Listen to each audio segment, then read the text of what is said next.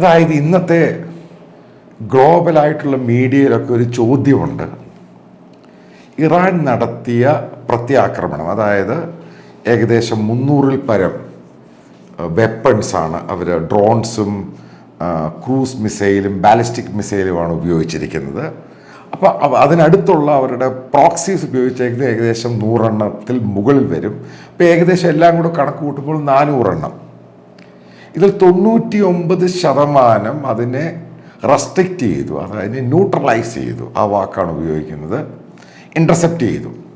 അത് ചെറിയ മൈനറായിട്ടുള്ള ഒരു സംഭവമാണ് ഉണ്ടായേക്കുന്നത്. അവരുടെ ഇസ്രായേലിൻ്റെ ഗോലൻ ഹൈറ്റ്സിലുള്ള എയർബേസിൽ ചെറിയ ഡാമേജ് ഉണ്ടായി. 7 വയസ്സുള്ള പെൺകുട്ടി ഇഞ്ചേർഡായി. ഈ ഡാമേജ് കഴിഞ്ഞിട്ട് അരമണിക്കൂർ കഴിഞ്ഞപ്പോൾ തന്നെ ആ എയർബേസ് വീണ്ടും ഓപ്പറേഷനിലായി, ആക്ടിവേറ്റ് ചെയ്തു. അതാണ് അതിൻ്റെ ഏറ്റവും വലിയ സത്യം എന്ന് പറയുന്നത്. അപ്പം ചോദ്യങ്ങൾ ഇതാണ് ഗ്ലോബൽ മീഡിയ. അതേപോലെ ഞാൻ ഏകദേശം ഒരു 8ഓളം ഇസ്രായേലി മീഡിയ, ഇസ്രായേലി ഹീബ്രു പത്രങ്ങൾ ഇത് ഗൂഗിൾ ട്രാൻസ്ലേറ്റ് ചെയ്ത് കണ്ടു. അതേപോലെ തന്നെ പല ഇസ്രായേലി ചാനലുകൾ അത് നോക്കി. ഇതിൽ നിന്നൊക്കെ മനസ്സിലായി അവരൊരു ചോദ്യമുണ്ട്, ഇതിൻ്റെ റിട്ടാലിയേഷൻ എങ്ങനെ തിരിച്ചടിക്കണം. ഇപ്പോൾ ഇസ്രായേലിൻ്റെ വാർ ക്യാബിനറ്റ് കൂടിക്കഴിഞ്ഞപ്പോൾ അതിൻ്റെ അകത്ത് ചില ആളുകൾ അത് തിരിച്ചടിക്കണമെന്ന് പറഞ്ഞു, മറ്റുള്ളവർ റെസ്ട്രെയിൻ ചെയ്യണമെന്ന് പറഞ്ഞു, കാത്തിരിക്കാം എന്താണ് ഉണ്ടാകുന്നത്. അതേപോലെ യൂറോപ്യൻ യൂണിയൻ പറഞ്ഞു തിരിച്ചടിക്കേണ്ട ആവശ്യമില്ല, ഒരിക്കലും ഇത് എസ്കലേറ്റ് ചെയ്യണം, എസ്കലേറ്റ് ഫർദർ ചെയ്യരുത്. അതായത് മിഡിൽ ഈസ്റ്റ് ഏഷ്യ എന്ന് പറയുന്ന വാറിലും ഇങ്ങനെ നിൽക്കുകയാണ്, അത് ചെയ്താൽ പ്രശ്നമുണ്ടാകും വീണ്ടും വീണ്ടും. അമേരിക്കൻ പ്രസിഡന്റ് ബെഞ്ചമിൻ നെതന്യാഹുവിനോട് ഫോൺ ചെയ്ത് പറഞ്ഞു, അതായത് ഈ ഇറാൻ നടത്തിയ അറ്റാക്ക് സക്സസ്ഫുള്ളിയാണ് ഇസ്രായേലും മറ്റുള്ള അമേരിക്ക ഉൾപ്പെടെ ഫ്രാൻസ്, ജോർദാൻ, സൗദി അറേബ്യ, ഈ രാജ്യങ്ങളെല്ലാം ഒരുമിച്ച് നിന്ന് ഇതിനെ തടുത്തത്. അത് 100% സക്സസ് റേറ്റ് എന്ന് പറയുന്നത്. അപ്പം ഈ പറയുന്ന ഡാമേജ് ഒന്നും ഉണ്ടായിട്ടില്ല. അപ്പം എന്തിനാണ് തിരിച്ചടിക്കേണ്ടത്?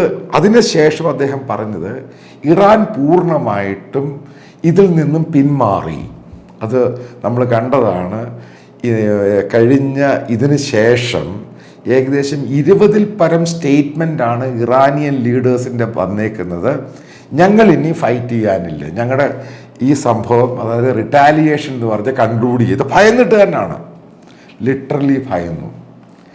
അതേപോലെ തന്നെ ഇറാൻ പറയുന്നുണ്ട് അറ്റാക്ക് ചെയ്യുന്നതിന് മുമ്പ് അത് ലിമിറ്റഡ് ആയിരിക്കുമെന്ന് അമേരിക്കയോട് നേരത്തെ പറഞ്ഞു, ടർക്കിയോട് നേരത്തെ പറഞ്ഞു, മറ്റുള്ള ഇസ്ലാമിക രാജ്യങ്ങളോടും നേരത്തെ പറഞ്ഞു. ഇതൊക്കെ അവർ തന്നെയാണ് പറയുന്നത്. അതായത് ഇപ്പം എങ്ങനെ നമ്മളിപ്പം കണക്ക് കൂട്ടിയാലും ഇതുമായിട്ട് ബന്ധപ്പെടുന്ന മിഡിൽ ഈസ്റ്റ് ആണെങ്കിലും വെസ്റ്റ് ഏഷ്യ വിദഗ്ധരും പറയുന്നത് ഇറാൻ ഇതിനകത്ത് എക്സ്പോസായി. അതായത് ഒരു റിട്ടാലിയേഷൻ്റെ ആവശ്യം, ഇസ്രായേൽ ഒരു റിട്ടാലിയേഷൻ ചെയ്യേണ്ട ആവശ്യമില്ല. അമേരിക്കൻ പ്രസിഡന്റിനെ കോട്ട് ചെയ്ത് ചില ഇസ്രായേലി പത്രങ്ങൾ പറഞ്ഞതാണ് വലിയ വിചിത്രമായൊരു പോയിന്റ് ഞാൻ കാണുന്നത്. അപ്പം അതിനകത്ത് പറയുന്നത്, അമേരിക്കൻ പ്രസിഡന്റ് ചോദിച്ചത് ബെഞ്ചമിൻ നെതന്യാഹുവിനോട്, നിങ്ങൾ ഏകദേശം 18ഓളം ഇറാൻ്റെ സീനിയർ ജനറൽമാർ ഉൾപ്പെടെ ഉള്ളവരെയാണ് കൊന്നത്. അതേപോലെ തന്നെ 40-ൽ പരം ന്യൂക്ലിയർ സയൻറ്റിസ്റ്റുകൾ, ഇറാൻ്റെ ന്യൂക്ലിയർ സയൻറ്റിസ്റ്റുകളെ നിങ്ങൾ കൊന്നു. എന്നിട്ട് അവർ ചെയ്തേക്കുന്ന ചെറിയൊരു റിട്ടാലിയേഷൻ എന്ന് പറയുന്നത് 7 വയസ്സുള്ള പെൺകുട്ടിക്ക് പ്രശ്നമുണ്ടായി, ഒരു ബോംബ് ഒരിടത്ത് വീണു നിങ്ങളുടെ ബേസിൽ, അതിന് വലിയ ഡാമേജും ഇല്ല. എന്തിനാണ് റിട്ടാലിയേഷന് പോകുന്നത്? അപ്പം ഇതുമായിട്ട് ബന്ധപ്പെട്ട പല ലേഖനത്തിനകത്തും ഈ എക്സ്പേർട്ടും മിലിറ്ററി എക്സ്പേർട്ടുകളൊക്കെ പറയുന്നൊരു പോയിന്റ് ഉണ്ട്. അതാണ് ഏറ്റവും പ്രധാനമെന്ന് പറയുന്നത്. ഇപ്പം ഇറാനെ അറ്റാക്ക് ചെയ്യുവാണെന്ന് വിചാരിക്കുക ഇസ്രായേൽ. അപ്പം പ്രധാനമായിട്ടും അവരുടെ ന്യൂക്ലിയർ ഫെസിലിറ്റി അറ്റാക്ക് ചെയ്യും. അതേപോലെ തന്നെ അവിടെ റവല്യൂഷണറി ഗാർഡ്സ്, ഇസ്ലാമിക് റവല്യൂഷണറി അതിൻ്റെ മിലിറ്ററി കേപ്പബിലിറ്റി അറ്റാക്ക് ചെയ്യും. അതേപോലെ തന്നെ ഇറാൻ്റെ പൊളിറ്റിക്കൽ ഔട്ട്ഫിറ്റ്, അവരുടെ പാർലമെൻ്റ് ആണെങ്കിൽ അലി ഖുമൈനിയൊക്കെ ഇരിക്കുന്ന ആ ഭാഗത്തെ അറ്റാക്ക് ചെയ്യും. അതായത് ടെഹ്റാൻ സിറ്റിയിൽ സെൻസിറ്റീവായിട്ടുള്ള പല പോയിന്റുകളുണ്ട്, അതേ കയറി അറ്റാക്ക് ചെയ്യും. അത് ഇസ്രായേലിനറിയാം എവിടെ ചെന്ന് അറ്റാക്ക് ചെയ്യണം, എത്ര മണിക്കൂർ കൊണ്ട് ഈ അറ്റാക്ക് കഴിയുമെന്നും ഒക്കെ ഇതിനകത്ത് പറയുന്നുണ്ട്. അപ്പം അതിനകത്ത് ഒരു എക്സ്പേർട്ട് പറയുന്നത് ഇസ്രായേലിനെ സംബന്ധിച്ച് ഇറാനെ അറ്റാക്ക് ചെയ്യാൻ വളരെ സിമ്പിളാണ്. കാരണം ആദ്യം അവരുടെ ഈ ഇറാൻ്റെ റഡാർ സിസ്റ്റങ്ങൾ മുഴുവനും അവാക്സും ഉപയോഗിച്ച് മറ്റുള്ള ലേറ്റസ്റ്റ് ടെക്നോളജി ഉപയോഗിച്ച് അത് ഫ്രീസ് ചെയ്യുന്നു. അതിനുശേഷം F-35 എയർക്രാഫ്റ്റ്, കാരണം അതിന് ഇത്രയും ലോങ് ആയിട്ട് പോയിട്ട് ഫൈറ്റ് ചെയ്യാനുള്ള കേപ്പബിലിറ്റി ഉണ്ട്. അതിൻ്റെ വെപ്പൺസിന് 7000 കിലോയ്ക്ക് അടുപ്പിച്ച് വെപ്പൺസ് ക്യാരി ചെയ്യാൻ പറ്റും. വളരെ ഫാസ്റ്റായിട്ടാണ് ഇത് പോകുന്നത്. അപ്പം ഇതിന് പോയി ഇത് അറ്റാക്ക് ചെയ്ത് തിരിച്ചു വരാൻ പറ്റും. അതായത് ടെൽ അവീവിൽ തിരിച്ചു വരാൻ പറ്റും ഇറാനിൽ പോയി അറ്റാക്ക് ചെയ്ത്. പക്ഷേ പിന്നീടുണ്ടാകാൻ പോകുന്നൊരു പ്രശ്നമുണ്ട് മിഡിൽ ഈസ്റ്റ് ഏഷ്യയിൽ. അതായത് ഇപ്പോൾ സൗദി അറേബ്യയും ജോർദാനും UAE ഈ പറയുന്ന രാജ്യങ്ങളെല്ലാം അമേരിക്കയോടൊപ്പം നിൽക്കുകയാണ്. അതായത് ഇറാൻ്റെ കൂടെ അല്ല. അപ്പോൾ ഇങ്ങനെയുള്ള രാജ്യങ്ങളിൽ അവിടെ ഉണ്ടാകുന്ന പ്രഷർ മൗണ്ട് ചെയ്യും. അതായത് ഇസ്ലാമിക രാജ്യങ്ങൾ അമേരിക്കയും ഇസ്രായേലിനെ എതിർക്കുവാൻ കാരണം വീണ്ടും അവിടെ ഒരു വാറ് എസ്കലേറ്റ് ചെയ്യാനുള്ള പോസിബിലിറ്റി ഉണ്ട്. അതാണ് നമ്പർ 1 ആയിട്ട് പറയുന്നത്. അപ്പം അതിൻ്റെ ആവശ്യമില്ല. അപ്പോൾ ആ എക്സ്പേർട്ട് പറയുന്നത് ഏറ്റവും കൂടുതൽ ഇറാനെ മെൻ്റലി തകർക്കുകയാണ്. അപ്പം അതിൻ്റെ ആഡ് ചെയ്തേക്കുന്ന പോയിന്റ്, ഒരു പ്രധാനപ്പെട്ട പോയിന്റ്, ഈ ഏകദേശം 40ഓളം ന്യൂക്ലിയർ സയൻറ്റിസ്റ്റുകളെ ഇസ്രായേൽ കൊന്നതിൻ്റെ പേരിൽ, കാരണം പലരെയും കൊന്നതിനെ പറ്റിയ ഇറാന് പോലും മനസ്സിലായിട്ടില്ല ഇവരെ എങ്ങനെയാണ് തട്ടിയത്. കാരണം ഇവരെയൊക്കെ തട്ടിയേക്കുന്ന ഇറാൻ്റെ ടെറൈൻ്റെ അകത്ത് വെച്ചാണ്. അപ്പോൾ ഈ പോയേക്കുന്ന സയൻറ്റിസ്റ്റുകളിൽ പലരും ഇറാൻ ന്യൂക്ലിയർ വെപ്പണുമായിട്ട് ചേർന്നും പലർക്കും സഹകരിക്കാൻ ഇപ്പം ഭയമാണ്. കാരണം എപ്പോഴാണ് അവനെ തട്ടുന്നത് പറയാൻ പറ്റത്തില്ല.